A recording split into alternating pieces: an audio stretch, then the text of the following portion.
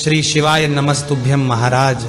आप सभी लोग जानते हैं कि 1 नवंबर 2025 को देवउठनी एकादशी है, जिस दिन भगवान विष्णु अपनी 4 महीने की योग निद्रा के बाद उठते हैं और इसी दिन तुलसी विवाह आप सभी लोग अपने घर में करेंगे।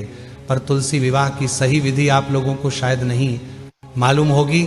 देवउठनी एकादशी के दिन से शुभ और मंगल कार्य होना भी शुरू हो जाते हैं और तुलसी विवाह आप देवउठनी एकादशी के दिन से कार्तिक की पूर्णिमा के दिन किसी भी एक दिन कर सकते हैं, पर सबसे विशेष देवउठनी एकादशी का ही दिन माना जाता है। महाराज ये सारी अद्भुत जानकारी हम आपको इस वीडियो में अच्छे से समझाएंगे। सबसे पहले आप अपने घर में कोई एक ऐसा स्थान चुने जहां पर आप तुलसी विवाह करेंगे और उस जगह को अच्छे से साफ कर ले।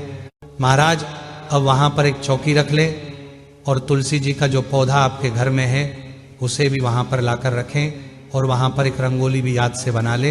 इसके बाद तुलसी जी के पास में आपको शालिग्राम भगवान भी रखना होते हैं।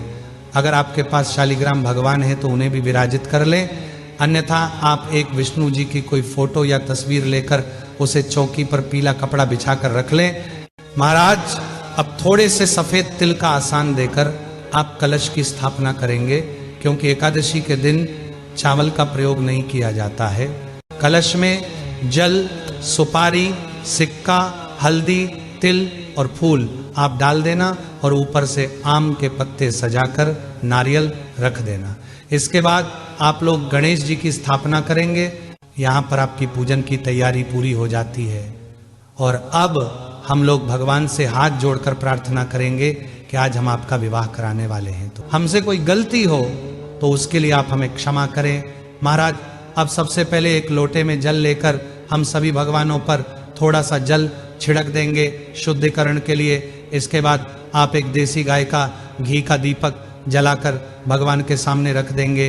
अब सबसे पहले आप गणेश जी की पूजन करेंगे, जिसमें आप उन्हें रोली कुमकुम से तिलक और जानेऊ और वस्त्र स्वरूप कलावा भी समर्पित करेंगे। इसके बाद गणेश जी को फूल और भोग भी आप समर्पित कर देना। उसके बाद आप कलश की भी पूजन कर देना। महाराज अब हम विवाह की रस्म शुरू करेंगे, जिसमें सबसे पहले हम हल्दी की रस्म करेंगे और थोड़ी सी सूखी हल्दी लेकर उसमें दूध मिलाकर उसका पेस्ट बनाकर सबसे पहले 5 बार शालिग्राम भगवान को हल्दी लगाएंगे और उसके बाद में यही हल्दी तुलसी जी को हम 5 पर वापस से लगाएंगे। यहाँ पर हल्दी की रस्म पूरी हो जाती है। महाराज इसके बाद हम लोग मेहंदी की रस्म करेंगे। उसके लिए भी आप थोड़ी सी मेहंदी घोलकर या कोण लेकर 5 बार शालिग्राम जी को मेहंदी लगाएंगे और फिर यही मेहंदी तुलसी जी को हम 5 बार लगाएंगे।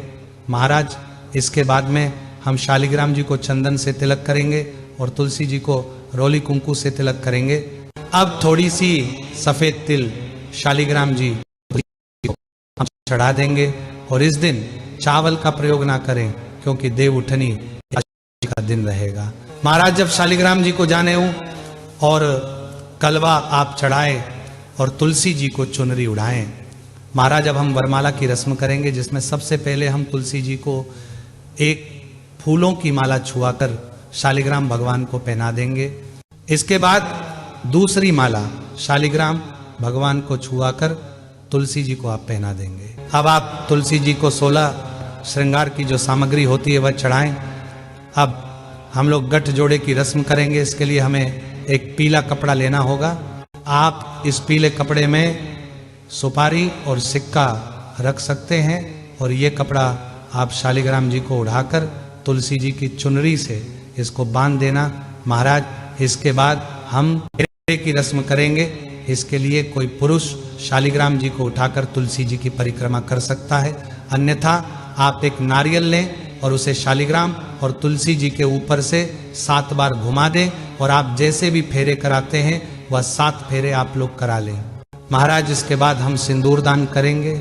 इसके लिए एक सिक्के में थोड़ा सा सिंदूर लेकर शालिग्राम जी को छुआकर तुलसी जी में समर्पित करना है और बाद में यह सिक्का तुलसी के गमले में ही आप रख दें। अब हम लोग कन्यादान की रस्म करेंगे।